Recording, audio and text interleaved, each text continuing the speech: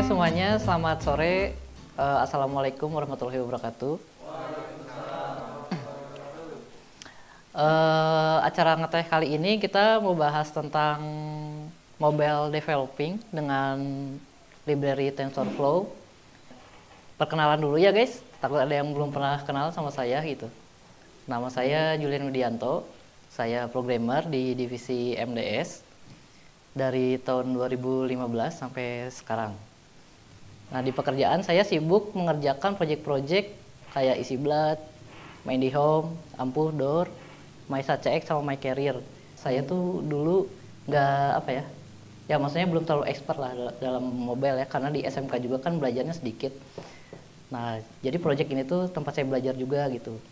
Dulu di EasyBlad bareng Mas Irfan sebagai PM sama Mas Fitrian, sama saya bertiga, sampai MyIndiHome juga. Tapi MyIndiHome ini salah satu proyek yang bikin ya cukup berkesan lah, karena MyIndiHome ini nggak sekedar MyIndiHome aja gitu. MyIndiHome tuh banyak, ada teknisi, ada partner, ada customer juga.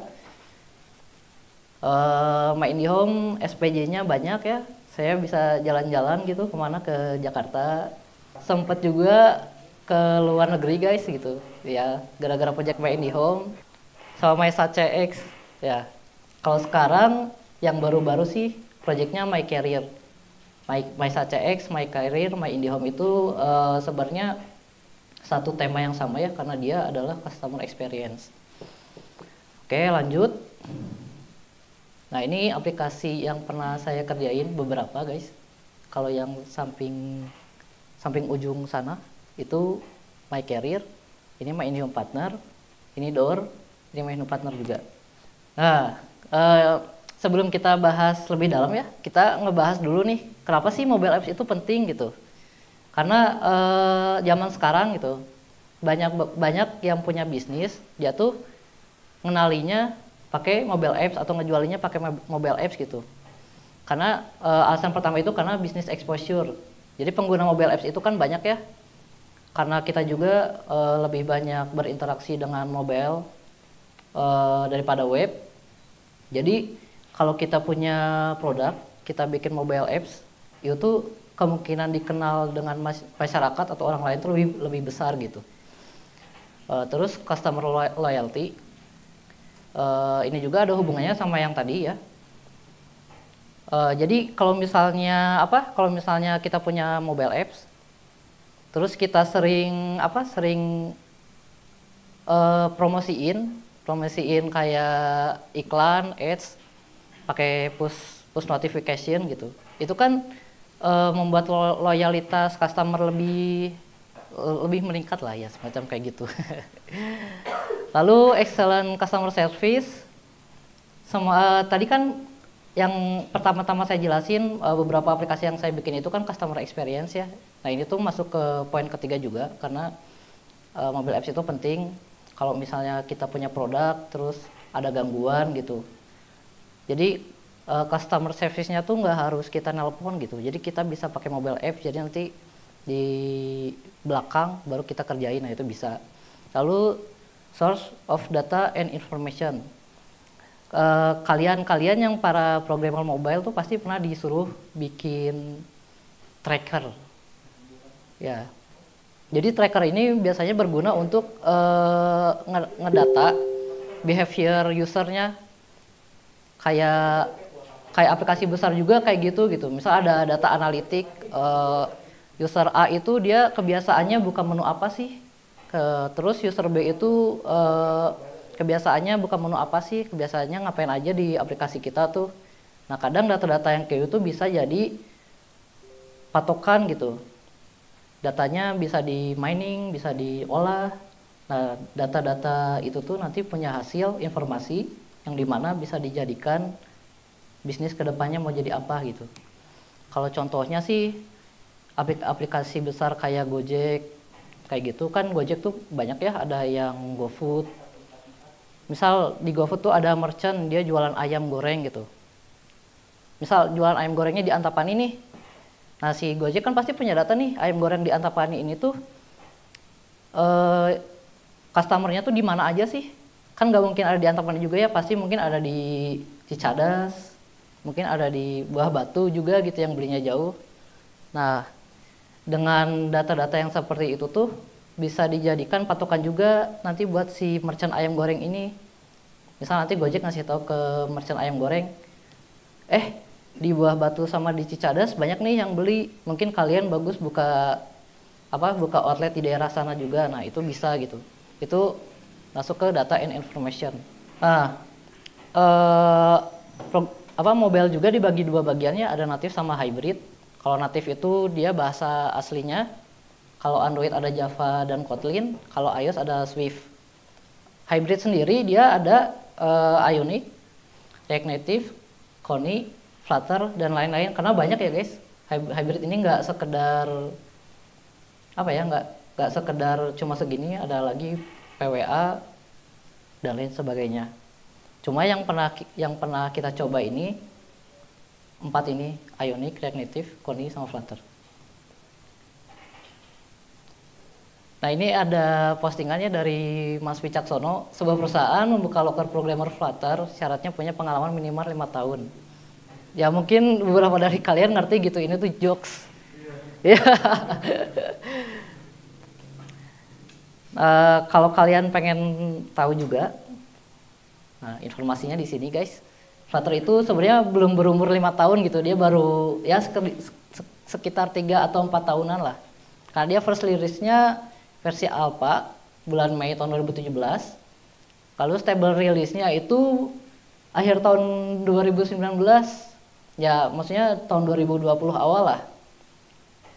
Nah, kebetulan kita sempat nyoba versinya sebelum rilis. Jadi sempat nyobain lah fitur-fiturnya apa sih, sama perkembangannya sampai sekarang tuh kayak gimana, kayak gitu. Lalu kenapa kita memilih Flutter? Flutter itu punya performa yang hampir menyerupai bahasa natif mobile itu sendiri gitu, di Android sama iOS.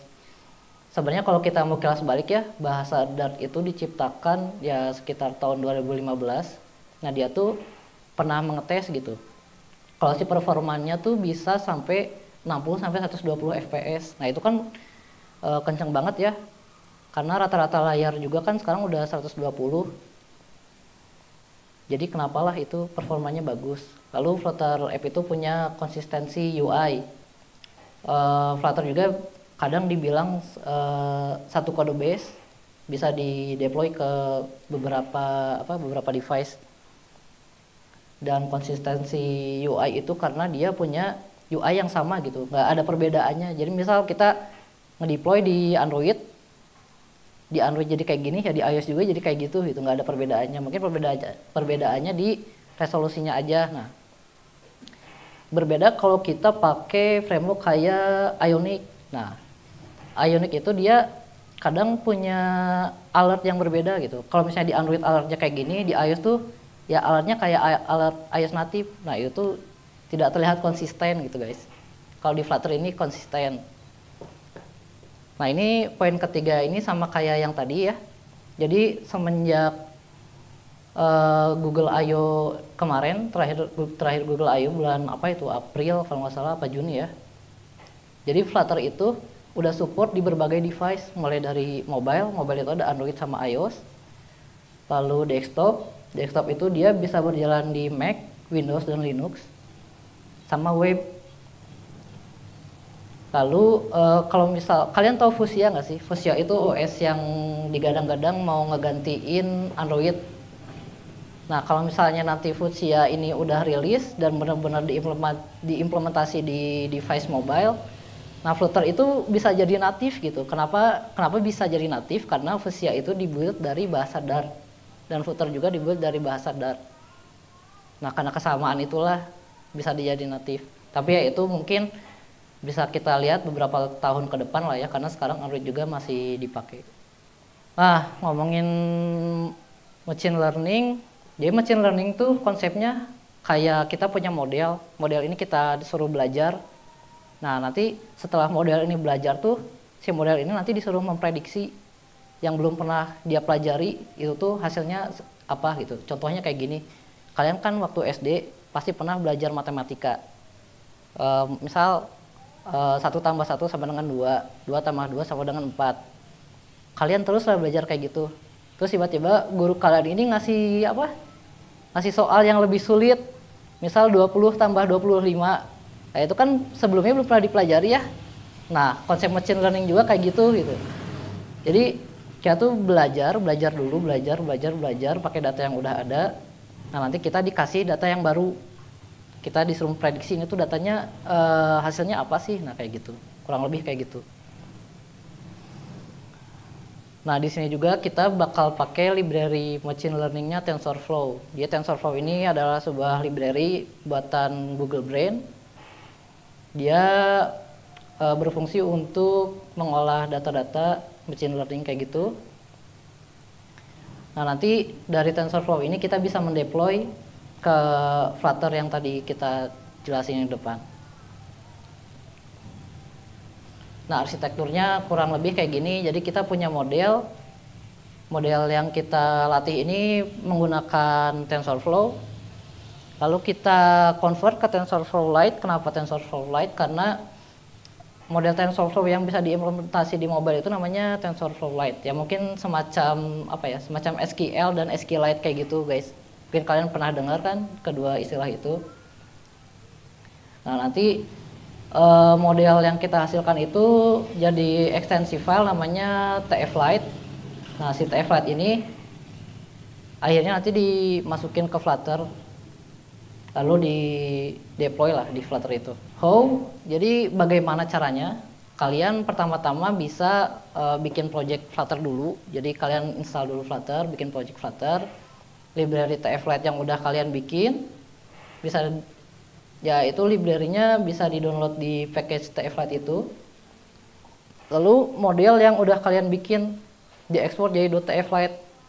Nah, ini salah satu yang wajib. Sebenarnya selain kalian harus nge-export modelnya jadi file tflite, kalian harus nyediain juga yang namanya index file. Nah, index file ini semacam apa ya? Semacam titel lah. Kalau misalnya kalian ingin, contoh kasusnya kayak gini. Misal kalian ingin membedakan muka yang memakai masker atau tidak memakai masker. Nah, berarti kalian harus bikin dua indeks itu. Jadi orang yang pakai masker sama orang yang tidak pakai masker. Itu judulnya aja.